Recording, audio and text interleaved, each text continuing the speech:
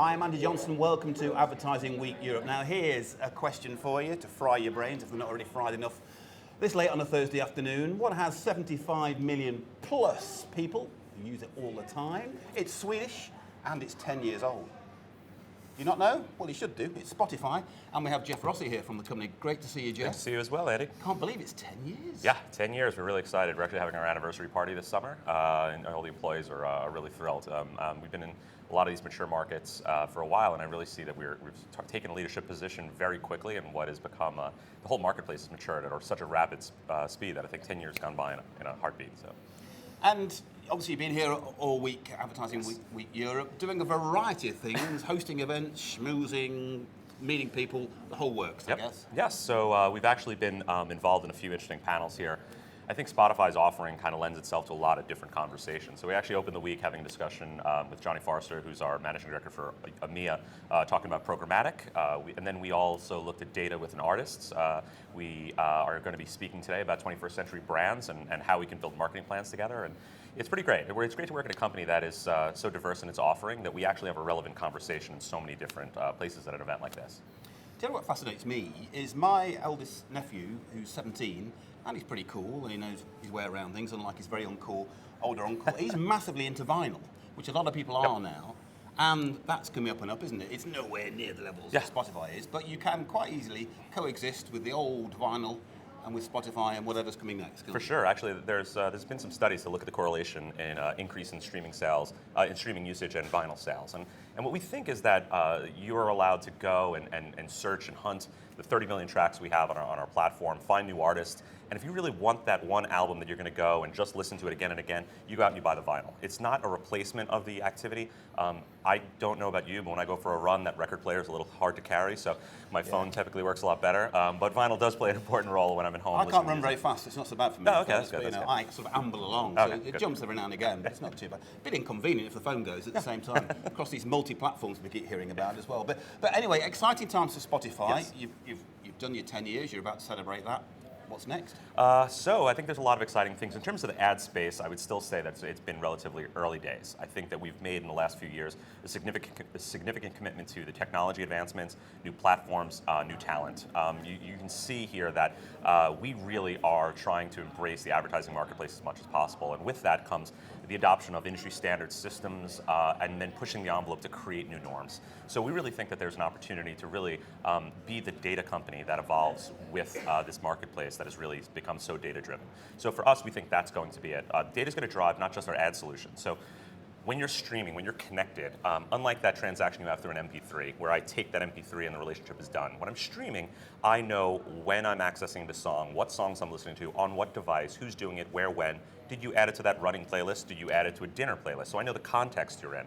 That's really interesting from an advertiser. And we use that data internally as well. So if we looked at our data and we saw that running, for example, was a great use case, then we decided, let's deconstruct Spotify. And let's see, our data tells us that that's a use case. How can we make it a better use case? Well, I know pulling my phone out and swiping songs isn't a great use case, or having the beat not match my run. So we completely blew up the app and recreated a segment in a running that it actually beat matches with you as you run. And if you speed up, the beat of the songs speed up. It changes to a higher BPM song and it crossfades it. So you never have a break, it never interrupts your run, and it amplifies you. What if you're a sort of confirmed dog walker, ambler like me? Can you amble along? And very the songs slow, will amble a bit more relaxing, ambling. Yes, you definitely can. We created a few apps like this, and that's the future, is being hyper conscious of the consumer, looking at the data and what we can derive from that, and then having that inform our ad products, our own products, and then whatever solutions we're going to bring to market. What did you make of the whole Kanye West story this week about his album and being somewhere and then not going to be somewhere else, and this guy in America getting very unhappy about it? Yeah, I think it's personally I'm a big Kanye fan. I don't know if that's popular to say these days. I'm a big Kanye fan. And I actually really like the album. I'm glad that it's streaming on Spotify. I think our take on everything is that windowing is naturally bad. We are taking anti-windowing, anti-exclusives view. because you don't want to go sign up for Tidal just to get Kanye. You don't want to sign up for Apple just to get Taylor Swift, and you don't want to have to sign up for Spotify just to get an artist that we have exclusive to. The way that we're really going to build this marketplace is if we basically say, okay, we all have access to the same content, and we need to create better experiences. Because it's just bad for the consumer, it's bad for us, it's bad for the artists. We've tried this before. We've seen, YouTube was only available on Apple devices, or Pearl Jam released an album that was only available in Target. And it works for bands that are of that size, but what do you do for everyone else who's not U2? And if you really want to build this marketplace, windowing is something we need to move away from, just so we can get more people streaming, more people listening to music and appreciating music, maybe buying vinyl. Whatever they want to do, going to see concerts, buying merch, it's going to happen from discovering the music. And if you have to go sign up $10 a month for everyone to get every album, it's just not good for anyone.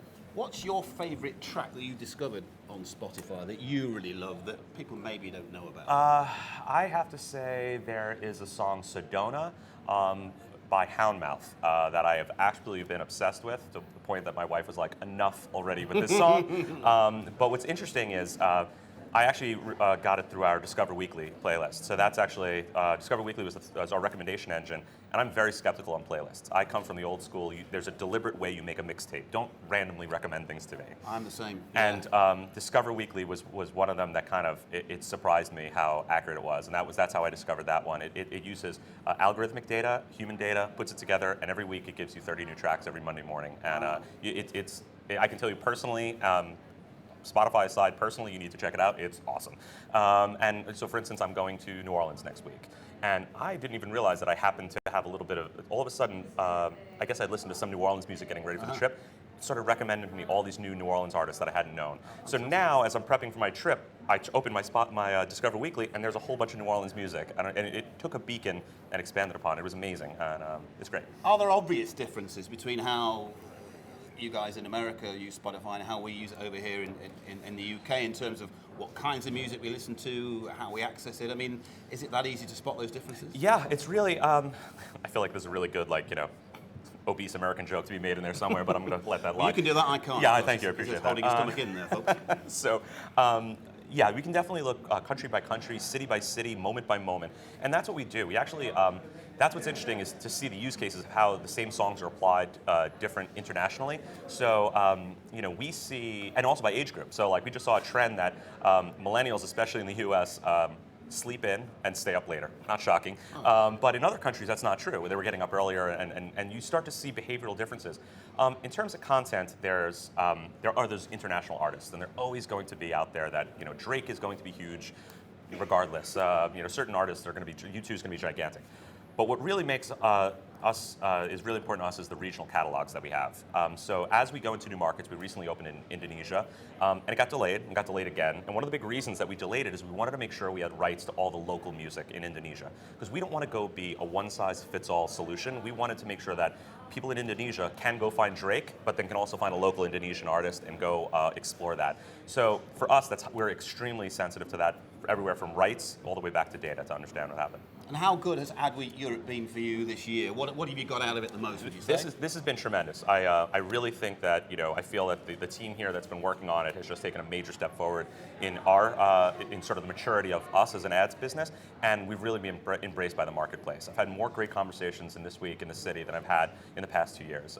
People are really, I think it's sort of finding this time where we're hitting our stride, where we're driving the solutions, the marketplace is maturing, clients are ready, and I really am excited about the next 2 years for our business. I really think it's going to be a great time. You may be aware, I'm sure you are, that here in this country today, we're marking Her Majesty's 90th birthday. Yes. So, assuming, as I'm sure she's on Spotify, what do you think she might be listening to in between unwrapping the presents today? Well, now that the rights to the song "Happy Birthday" have now been released, so now we can actually listen to that officially on Spotify, which is nice. But I would probably say it would be the Beatles. That now that we have the rights to the Beatles, we can listen to "Happy Birthday" by the Beatles, and I think that would definitely be good choice. Yeah, Great album, fantastic album. Exactly. Great to meet you. Sir. Thank you very much indeed. Thank you very much indeed. Thank you. Okay, well, obviously you can see more of what Jeff's been up to here this week on our live streams and follow the conversation, as always, with us. #AWEurope.